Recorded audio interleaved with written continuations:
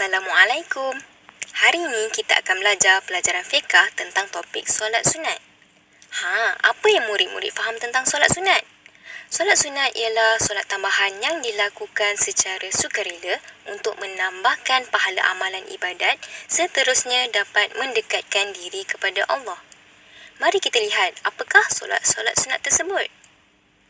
Terdapat pelbagai solat sunat yang perlu kita ketahui, antaranya ialah solat sunat rawatib, solat sunat duha, solat sunat hajat, solat sunat tahajud, solat sunat taubat, solat sunat tasbih, solat sunat gerhana, solat sunat tarawih dan solat sunat witir.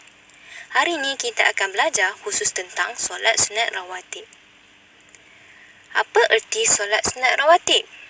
Pengertian umumnya merupakan solat sunat yang dikerjakan sebelum dan selepas solat fardu sebagai pelengkap atau tambahan untuk menampung kekurangan semasa mengerjakan solat fardu.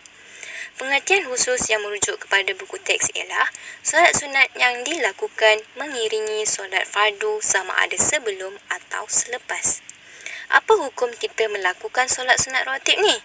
Hukumnya adalah sunat, iaitu yang dituntut dilakukan secara bersendirian. Solat sunat rawatib juga dikenali sebagai solat sunat qabliyah dan solat sunat ba'diyah. Solat sunat qabliyah ialah solat sunat yang didirikan sebelum solat fardu, manakala solat sunat ba'diyah pula ialah solat sunat yang didirikan selepas solat fardu. Antara lafaz niat solat sunat qabliyah ialah usolli sunata zuhri rak'ataini qabliyatan lillahi ta'ala. Maksudnya, sahaja aku solat sunat sebelum zuhur 2 rakaat kerana Allah Ta'ala.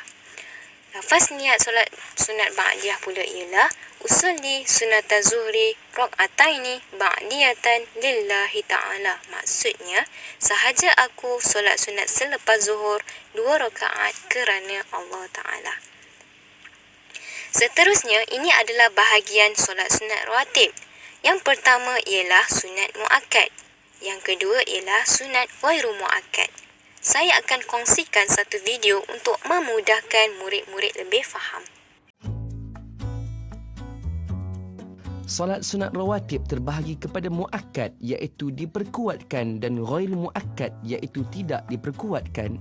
Dari Ibnu Ammar bahawasanya Rasulullah SAW tidak meninggalkan solat sunat 10 rakaat, iaitu 2 rakaat sebelum zuhur, 2 rakaat sesudah zuhur, 2 rakaat selepas maghrib, 2 rakaat selesai isyak, iaitu juga di rumah, dan 2 rakaat sebelum solat subuh.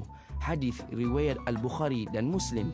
Dan daripada Ummu Habibah radhiyallahu anha, Rasulullah SAW bersabda, barang siapa yang mengerjakan solat sunat sebanyak 12 rakaat dalam sehari semalam, kelak akan dibangunkan untuknya sebuah rumah di syurga. Ke-12 rakaat itu adalah 4 rakaat sebelum solat zuhur, 2 rakaat setelah solat zuhur, 2 rakaat setelah solat maghrib, 2 rakaat setelah solat isyak, dan 2 rakaat sebelum solat subuh. Hadis riwayat Al-Imam Tirmizi radhiyallahu anhu.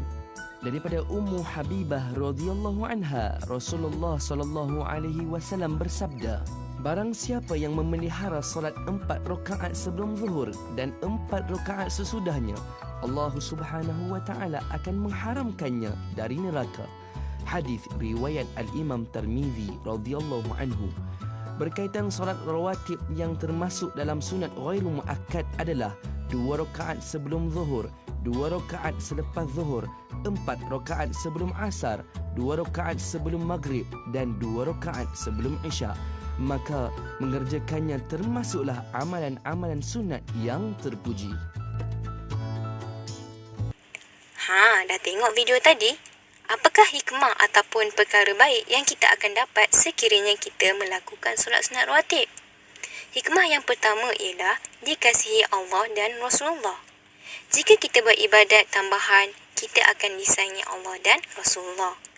Hikmah yang kedua ialah mendapat pahala.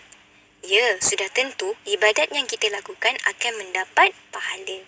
Yang ketiga, hikmah yang terakhir adalah menambah kesempurnaan solat fardu, iaitu solat sunat rawatib yang kita lakukan dapat menampung kekurangan dalam solat fardu kita. Sekian dari saya untuk pelajaran fiqh hari ini. Fi taufiq wan najah. Terima kasih. Assalamualaikum.